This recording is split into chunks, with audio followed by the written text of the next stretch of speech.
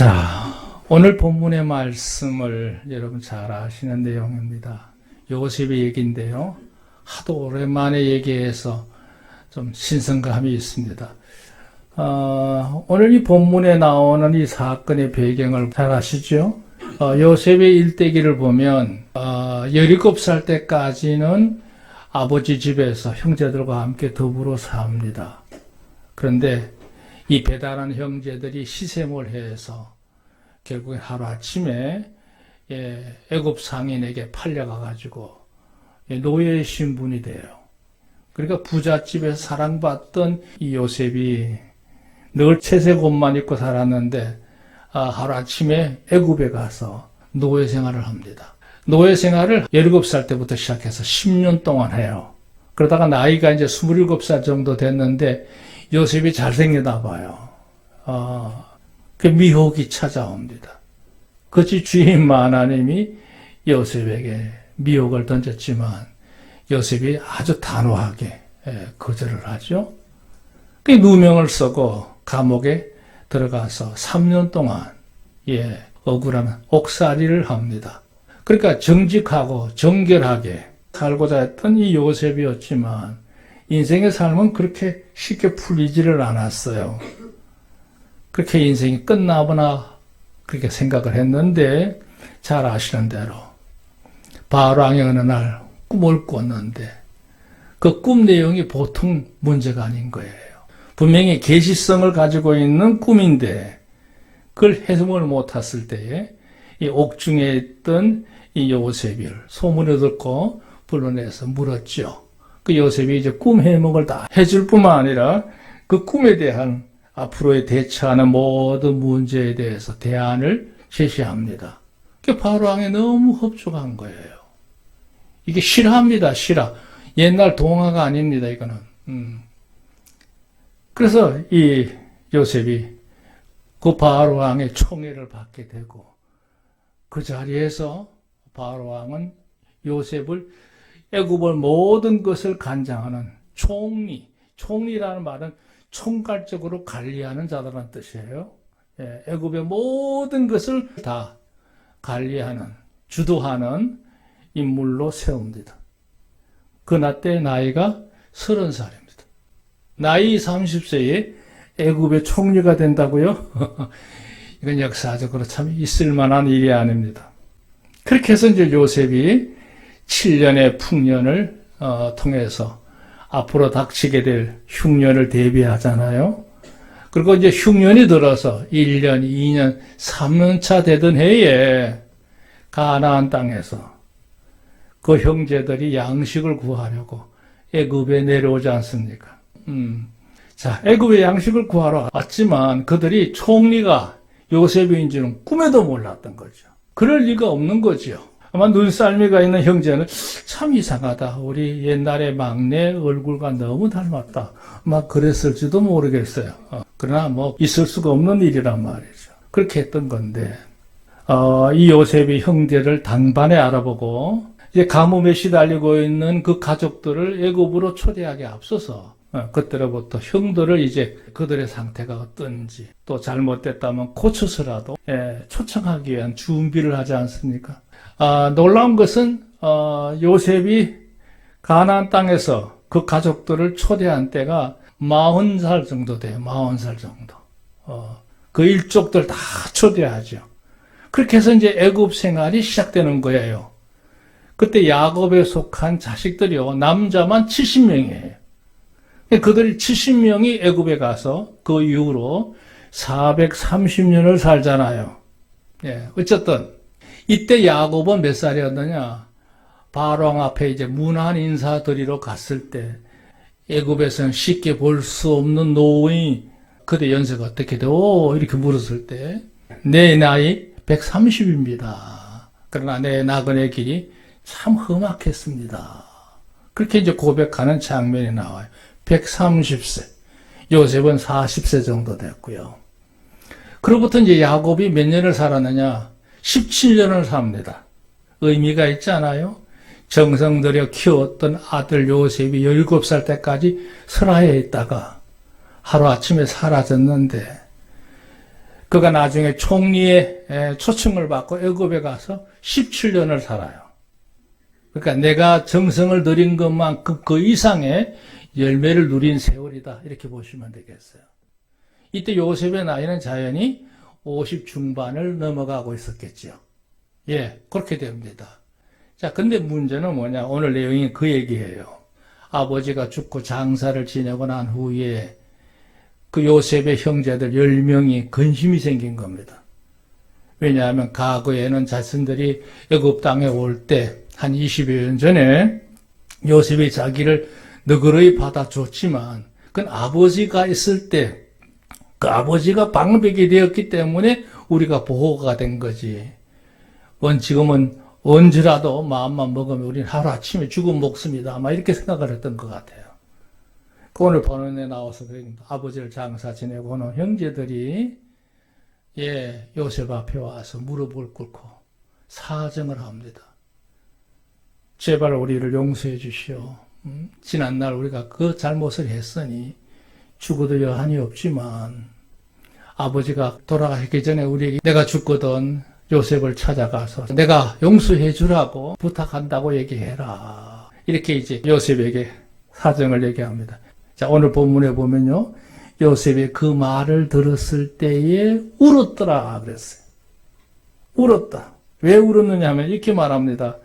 그 울면서 요셉이 한 말이 19절 그들에게 이르되 두려워하지 마세요. 내가 하나님을 대신하겠습니까?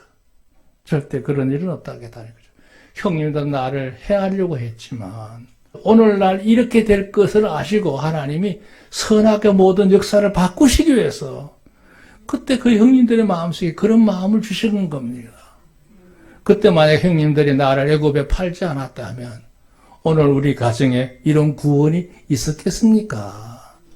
그러니까 우리 가문에 닥칠 큰 이 길을 미리 앞두고 하나님이 그렇게 하신 거니까 전혀 개념치 마십시오. 형님들 절대 앞으로도 그런 의심, 두려움 갖지 마십시오. 이제는 내가 더 마음을 쏟아서 형님들뿐만 아니라 형님들의 자녀들까지도 내가 지도하고 양육하겠습니다. 할렐루야. 이 요셉입니다. 요셉. 자, 얘기가 길었는데요. 오늘 우리가 다룰 수 있는 삶의 계절시 39번째 시작 글자는 아우제자입니다. 이 재미있는 글자인데요. 옆에 보면 그 갑골 문자의 원형을 제가 2개 올려놨어요. 그 앞에 있는 건 마탱자고요. 뒤에 있는 건 아우제자예요. 이제 그게 이제 오늘날 우리가 쓰는 글자로 이렇게 변형이 되어서 형제에 이렇게 쓰는 건데요. 그 형이라는 글자의 모양의 그 변천 과정을 쭉 보면요. 입구자에 어지린자가 붙었잖아요. 이게 무슨 얘기냐 하면 형이 그 입을 가지고 어진 마음으로 말을 해서 지도한다, 인도한다, 뭐 이런 의미의 형자거든요. 아우제자는 뭐냐? 보세요. 막대기에 이렇게 줄을 막 친 것처럼 되어 있잖아요. 이게 뭐냐면 형이 장작을 패면 동생은 뭐해요? 묶어가지고 한쪽에 이제 태우는 자. 이런 의미의 뜻이 담긴 게 바로 이 갑골 문자의 원형입니다. 어쨌든 간에 오늘 이 형제에 대해서 얘기 나누려고 하는데요. 여기 부제목으로 한 가정의 자손들 그랬어요. 이제 오늘 형제에 대해서, 가족 관계에 대해서 좀 나누려고 합니다. 자, 오늘 얘기는 뭐 그렇게 어려운 거 아니니까요. 쉽게 설명해 나가겠습니다. 자, 형제의 개념은 아담과 하와가 가정을 이루어서 출산된 자녀들로부터 형성적으로 시작됐다. 그렇죠. 이게 이제 최초의 혈연 관계, 이거는 거죠. 그 가인과 아벨로 대표되는 자녀들이 전가를 하면서 계속 이제 태어나게 되면서 형제를 이루게 되고, 그들이 또 가정을 이루면서 혈족을 이루게 되고, 또 혈족이 뭉쳐서 종족이 되는 거죠. 그러니까 이게 형제가 바로 그 모든 것의 시작점이다, 이런 의미예요.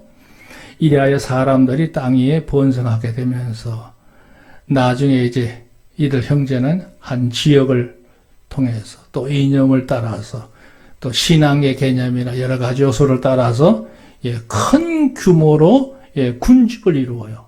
군집이란 말은 무리를 이룬 뜻이에요. 무리를. 거기다가 이제 여기 결집이란 말도 써놨는데 결집은 뭐냐 하면 이게 이제 하나 어떤 목적을 위해서 뭉치는 걸 의미해요. 그러니까 단순히 혈연 관계만 아니라 그들이 의기투합해서 한 목적을 위해서 나라도 세울 수가 있고 어떤 단체도 만들 수가 있는 거. 이게 결집이거든요. 응집은 뭐냐? 어떤 지도자에 의해서 그야말로 똘똘 뭉쳐진 집합체를 말할 때 응집력이 있다. 이렇게 얘기를 하는 거예요. 두 번째, 부부 사이에서 형제는 가장 작은 단위의 시작이에요. 당연히 그렇죠. 뭐 부부가 이제 자식을 낳게 되면 그 자식들은 자연적으로 형제의 관계를 이루게 되죠. 자, 여기서부터 아주 자연스럽게 기본적으로 형제 관계를 통해서 생성되는 게 있죠. 단순히 가족만 늘어나는 게 아니고요. 이제 태어나는 그들이 자아가 형성이 돼요. 자아의식이 형제들을 통해서 대부분 형성됩니다. 심리학적으로 볼 때도요. 5세 이전에 사람이 가질 만한 의식의 기본적인 골격의 70%, 80%를 이룬다고 얘기를 해요. 그게 뭐 의식적인 것뿐만 아니라 모든 면에서 그렇습니다, 사실은. 심지어 신체의 골격까지도 그렇습니다. 그러니까 5세 이전에 이미 인생의 대부분이 이때 형성이 되는 거고, 이제 사춘기를 지나면서 이제 그때부터 독립하기 시작하는 거죠. 그 다음에 이제 끈끈하게 하나가 되는 연합의식을 가지는 지체의식을 갖게 돼요. 가정에서 형제들 간에 화목하지 못하면 나중에 커서 사회생활하기 어렵습니다. 인간관계가 아름답질 못해요. 그 사회생활에 많은 제약이 오는 이유가 뭐냐?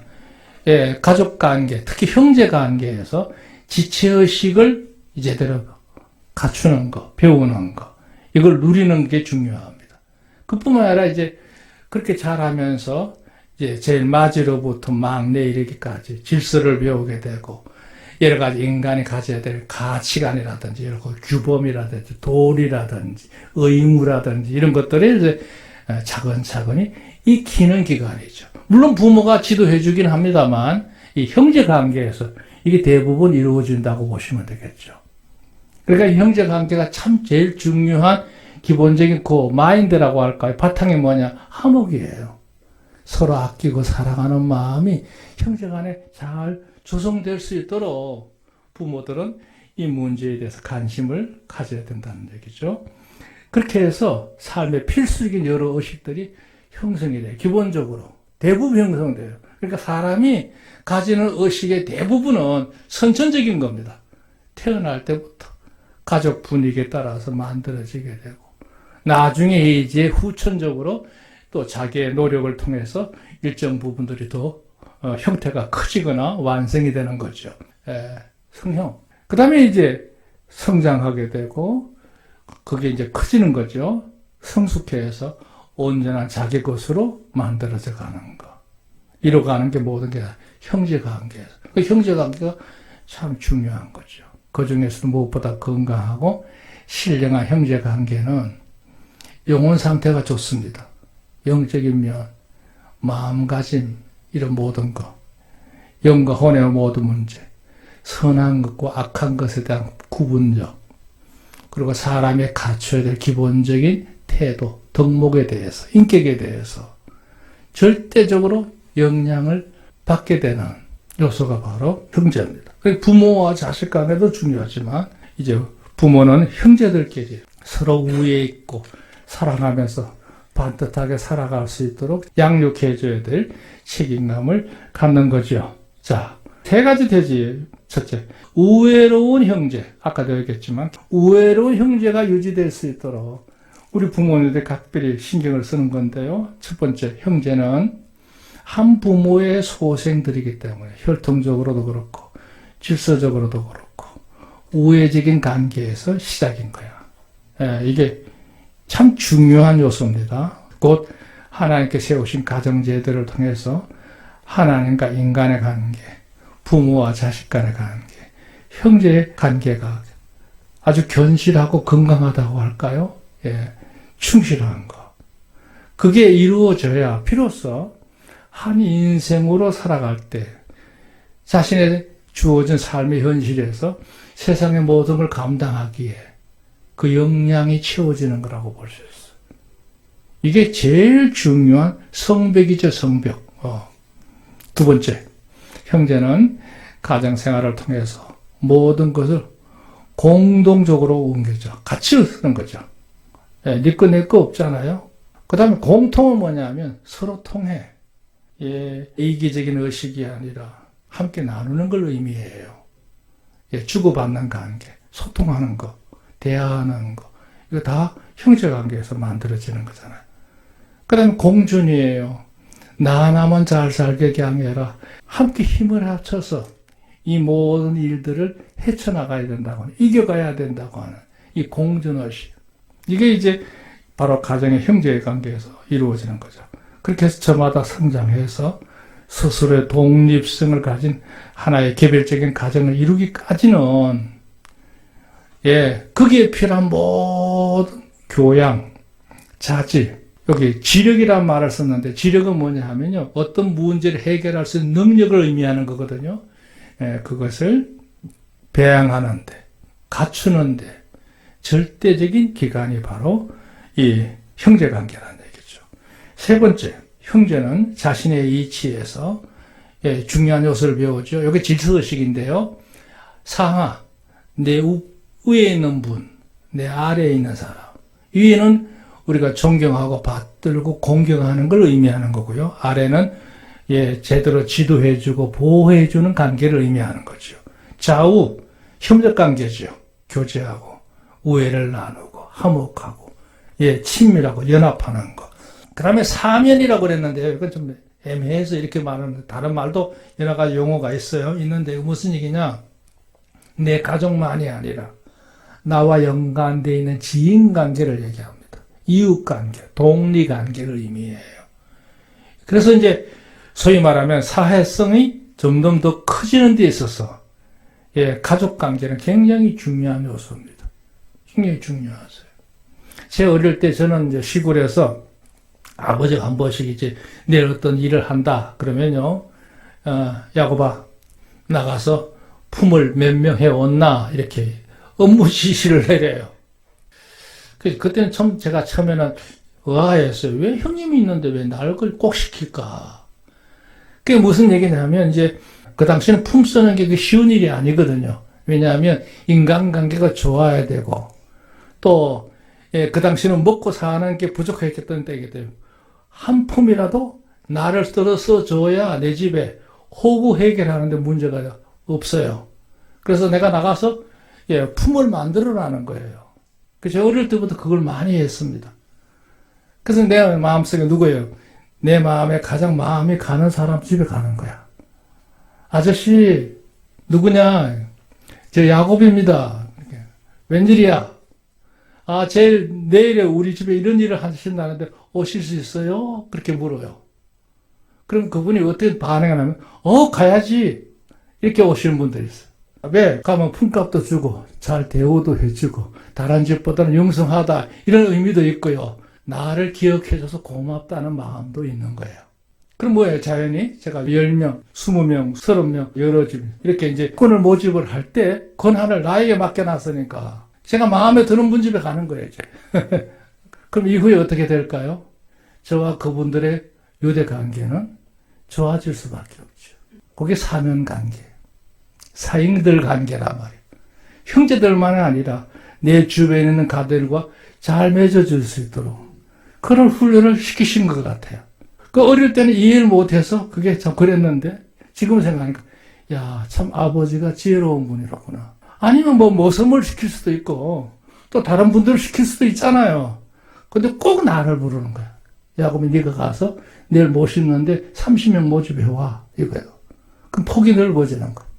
그런 것도 하나의 지혜가 아닌가 하는 생각이 들어요.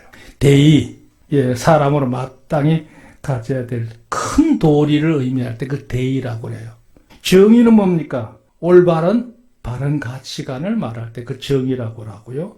신의는 서로 믿고 상대를 의지하는 마음을 말하는 거 신의가 하는 거예요. 사람이요, 신령관계도 중요하지만 정의로워야 되고요. 정의로움은 아니라 하나 앞에서 그가 흠이 없는 자로 사는 게 중요하죠. 그 대의와 정의와 신의는 인간이 가져야 될 의 중에 참 중요한 요소다 이렇게 보시면 되겠죠. 그걸 함께 하면서 스스로의 성숙만이 아니라 가문과 더불어서 그에 속하는 이 재미있는 말인데 세태란 말을 썼어요. 세태는 뭐냐면 내가 사는 세상의 형편을 말하는 거예요. 요즘 우리가 사는 세태가 어떻습니까? 살만합니까? 참 전악하고 냉소적이고 이기적이고 소란하고 저마다 사욕적이고 이런 모든 것들 다 이게 세태입니다. 이 속에서 내가 흔들림 없이 내 자신을 반듯하게 내 이치를 지키며 사는 것, 이거 여러분 하루아침에 그 능력이 키워지는 게 아니죠. 어릴 때부터 형제관계를 통해서, 부모와 관계에서, 또 주변 관계를 통해서 하나하나 그 능력을 키워가는 거예요. 세상, 내가 맞닥뜨린 더 넓은 세상을 의미하는 거예요. 사회성을 얘기하는 거예요. 그 다음에 세대, 내가 살아가는 이 한 세대에 대해서 내가 책임성을 가져야 됩니다. 저는 가끔 그런 생각을 합니다. 물론 제가 큰 인물은 아니기 때문에 뭐 그런 생각 당연하지만 내가 이렇게 살다가 이 세상에서 어느 날 갑자기 사라졌다. 누가 나를 내 존재를 놓고 아쉬워하고 나를 기억해 줄 수 있을까 생각하면요. 가슴이 갑자기 깝깝합니다. 그러나 어찌됐든 간에 그 다만 내 주변에 그 지인들이 몇 명일지라도 후대의 나를 기억할 수 있는 사람으로 사는 것이 내가 해야 될 도리가 아닌가, 책임성이 아닌가, 그런 생각을 하면서 삽니다. 할렐루야. 네 번째, 형제는 자기 영혼에 대한 역량을 배양할 뿐만 아니라 그것을 시험할 수 있는 최초의 현실이다 이거죠. 연습장이야, 가정연. 형제관계가 제일 임의롭죠.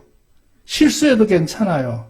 여기 그렇잖아요. 미지, 잘 몰라서도 괜찮고, 미비, 잘 안 갖춰도 괜찮고요. 미숙해. 그렇죠. 어릴 때 뭐 능숙한 사람이 어디 있어요. 다 미숙하지.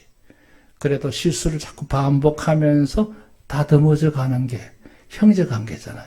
그걸 제일 잘 수용해 줄 수 있고 끝까지 인내하며 고쳐질 수 있는 그 틀이 좋은 형제관계에서 이루어지는 거죠. 그게 잦은 실수와 번복이 있을지라도 서로 장려하죠. 이렇게 좋은 쪽으로 자꾸 나갈 수 있도록 지도해 주는 걸 장려라고 그러고요. 동료라고 하는 말은 뭐냐면 관심을 가지고 늘 살피면서, 그래서 삐뚤어지면 너 그렇게 가면 안 돼. 이렇게 개인적인 관심을 의미하는 거예요. 그 다음에 격려는 뭐예요? 잘할 때 그래 참 잘해 이렇게 엉덩이를 두드려주면서 그를 밀어주는, 이걸 말할 때 격려하죠. 그게 장려나 동료나 격려가 다 그 쓰임 용도가 다릅니다. 그렇게 살게 하는 데가 어디냐? 가족관계, 형제관계입니다. 자, 얘기가 길었는데요. 여기 옆에도 나왔지만 우리가 형제관계라고 하는 건 꼭 가족관계만이 형제관계는 아닙니다. 우리가 교회 안에서 믿음으로 하나 된 우리 신앙이 공동체를 이루고 있는 우리 성도님들도 영적 가족이니까요. 다 형제 자매인 줄로 믿습니다. 서로 우애하시고 온전히 이루어지기를 지금 축원합니다. 우리는 손님 관계가 아니에요. 우리는 하나된 공동체임을 믿습니다. 믿음의 형제들이죠. 형제자매들. 성경에 보면 형제들이여 하는 용어가 굉장히 많아요. 신약 성경만 하더라도 한 500군데 이상 돼요. 자, 두 번째 볼까요? 형제들의 범주, 일반적으로 형제의 개념은 가족관계로부터 시작이 됐지만 결국에는 이를 여러 관계로 조성이 되죠. 만들어집니다. 신앙적인 관계가 빼놓을 수 없는 가족관계의 또 하나의 아름다운 신비성입니다. 세상적으로도 이렇게 형아우 관계가 많지만 심지어는 어형제를 맺는 경우들도 있잖아요. 있지만 그 단원하게 너무 많고요. 오늘 이 시간 우리가 따지는 거는요. 교회 안에서 영적인 관계를 이루게 됐을 때 우리의 요소입니다. 어떤 거냐? 우리가 서로 친밀해요. 아주 매우 사이가 가까운 관계. 너와 내가 없을 만큼 하나 된 걸 의미하는 거예요. 내밀은 뭐냐 하면 서로 눈빛만 봐도 인식할 만큼 하나 된 연결된 관계. 긴밀하다고 하는 말은 뭐냐면 무심한 관계가 아니라 매사에 함께하고자 하는 그 연합성을 가지고 있는 이 관계가 바로 1차적으로 혈통이고요. 우리 성도들의 관계다 이렇게 말할 수 있어요. 2차적으로는 종족관계 관계. 이 고륙사상에 강한 분들 많죠. 예. 세 번째가 지인관계. 근데 제일 좋은 거는 바로 교회 안에서 영적인 지체, 영적인 가족을 이루는 가족 구성원으로서의 여러분의 의식을 하나가 되기를 좀 축원합니다. 우리 서로 이해해서 기도해주고 함께 기뻐하고 함께 슬퍼하고 함께 어려움을 나누는 일에 우리가 주저하지 않는 관계가 되어야 될 줄로 믿습니다. 그래서 여기에 바울 서신에서 말하는 형제들이라는 개념을 이렇게 몇 가지 예를 들었잖아요. 첫째, 같은 믿음을 가지고 있어. 네? 그렇죠? 우리가 같은 믿음으로 사는 거예요. 이념보다 더 중요한 게 믿음입니다. 인간적인 세상적인 사상보다 더 중요한 게요. 진리의 믿음이에요. 그걸로 하나 된 사람들. 구원으로 하나 된 백성이에요, 우리는. 우리는 이 세상에 잠깐 얼마 동안 누리는 공동체가 아니에요. 영원히 함께하는 영원한 가족인 줄로 믿으시기 바랍니다. 같은 믿음 안에 이루어진 거예요. 영원체입니다. 일시체가 아니에요. 예, 두 번째 뭐예요? 그렇기 때문에 우리가 어떤 일에도 같은 함께 고난을 받는 일에 주저함이 없어요. 세 번째, 예, 그 복음을 전하고 이루기 위해서 힘쓰고 애쓰는 사람들. 다 형제들이죠. 그리고 함께 모여서 공동의 기도의 제목을 나누면서 하나 앞에 간청할 수 있는 사람. 이게 바로 형제의 개념이에요. 그 다음에 여기 보면 뜻을 같이 해서 한 마음이 돼요. 사람마다 성향이 다 다르지만 한 마음 한 뜻이 돼가지고 함께 연합을 해간다. 이 지체의식을 가지고 있는 요소들이라고 할 수 있죠. 여기에 관계된 성경 구절을 찾으면 너무 많아서 언급하기 어렵습니다. 자, 세 번째 볼까요? 이런 상호적인 형제 관계에서 우리가 주의할 사항이 있어요. 유념해야 될 것들이 있어요. 형제 관계는 모든 걸 함께 나눌 수는 있긴 하지만 거기에 비례해서 반드시 주의해야 될, 조심해야 될 것들이 있어요. 그걸 항상 명심해야 돼요. 첫째는 저는 무심을 얘기하고 싶어요. 무심. 서로 간에 대해서 무관심한 거. 형제관계에서 쓸 수 없는 일이죠. 희노애락을 함께 하면서 같이 공감해주고 공조하고 공생하는 마음의 태도를 갖는 거. 이게 중요해요. 가족관계에서도 이거 마찬가지고요. 교회에서도 마찬가지. 예. 사람의 능력 가운데 지적인 능력이 다 중요하지만 감정적으로요. 공감 능력이 없으면요. 그 인생은 외롭습니다. 인간관계 파탄난 자들이에요. 상대방이 느끼는 감정을 내가 같이 못 느낀다? 이거 문제가 있죠. 그럼 아무것도 주고받을 수 있는 게 없어요. 공감 능력, 많이 듣던 용어죠? 예. 두 번째는요, 투심이에요, 투심. 시기, 질투, 자랑 다 포함하는 거예요. 예. 서로 분개하고 와야 되고, 패치가는 이런 요인 중에 서로 화내는 거, 그리고 깨지는 거, 서로 덩지는 거, 그 이유 중에 하나가 뭐냐? 바로 시기, 질투, 자랑 이거예요. 절대 우리가 투심을 가지면 안 돼요. 상대가 잘하면 함께 기뻐하고 감사하고 그걸 나눌 수 있어야 돼요. 예, 격려해주고 칭찬해주고 축하해주고 할렐루야. 괜히 이제 투심이 생겨가지고 마음에 이렇게 틀어진 경우들이 있거든요. 그건 소인배들만 아니라 그건 악인들이 하는 짓이에요. 가인과 아벨이 왜 살인자가 되고 그런 비령이 투심 때문에 그런 거예요. 투심 때문에. 아니 동생이 제사를 받았으면 축하해 줄 일이지. 그게 못마땅해서 돌로 때려 죽여? 있을 수가 없는 일이에요. 그 다음에 이제 세 번째가 상심케 하는 일. 이런저런 일로 기분 나쁘게 하는 일들이 많으실 수 있어요. 마음에 상처를 주면 안 돼요. 주로 어떤 경우냐? 서로 소홀할 때. 아니면 토해, 따돌리는. 근데 소홀하지도 않고 따돌리지도 않는데 소대가 있어요, 소대. 대우를 안 해줘. 무시한다는 뜻이야. 어줍지 않게 여긴다는 거예요. 그러면 안 됩니다. 부부 관계에서도 마찬가지지만 형제 관계에서 나를 은근히 무시해. 나를 사람같이 대접해주지 않아. 난 이 집의 식구 아닌가 봐. 뭐 이런 개념, 이거 다 소됩니다. 안 됩니다. 그런 말과 행동, 비판, 이거는 절대 조심해야 된다. 그 다음에 이제, 이건 있을 수 있는지 모르겠는데, 앙심이에요. 예, 토라져서 꽁 하고 있는 거 있죠. 형제들 간에 이게 많아요, 의외로. 있어요. 이거 참 곤란한 거예요. 이게 내 여기에 나는 예화가 참 많은데 안 할게요. 형제 관계는 마음의 그릇에 용량의 용량, 어떤 것을 저장할 수 있는 그릇의 크기를 말하는 거예요. 형제 관계는 그 용량, 그릇 크기를 키우는 관계거든요. 도량이에요. 그거를 견실하게 보존할 수 있는 요소를 말할 때 그 도량. 역량은 뭐예요? 감당할 수 있는 능력을 의미하는 건데요. 그게 내실 있고 견실하고 여실하게. 여실한 말은 예, 한 마음 한 뜻이 돼서 서로 같은 지경에 이르는 걸 말하는 거는데요. 그렇게 할 수 있는 요소가 바로 가정에서 형제 관계고 교회에서도 마찬가지고. 그런데 서로 마음에 비틀어져 가지고 벼르고 있으면 뭐가 되겠어요? 그래서 주 안에 서로 제일 중요한 요소가 서로 우애 있게 화목하고 함께 나눌 수 있는 소통하는 역사가 여러분 가정적으로도 그렇고 교회적으로도 그렇고 온전히 주어지기를 주님 축원합니다. 하나님의 은혜의 역사가 함께 하셨으면 좋겠습니다. 자, 여기 마지막 구절 하나 볼까요? 대사에서 5장 14절 또 형제들아 너희를 건면하느니 규모 없는 자들을 건개하며 마음이 약한 자들을 안위하고 힘이 없는 자들을 붙들어주며 모든 사람에 대해서 오래 참으라 그랬습니다.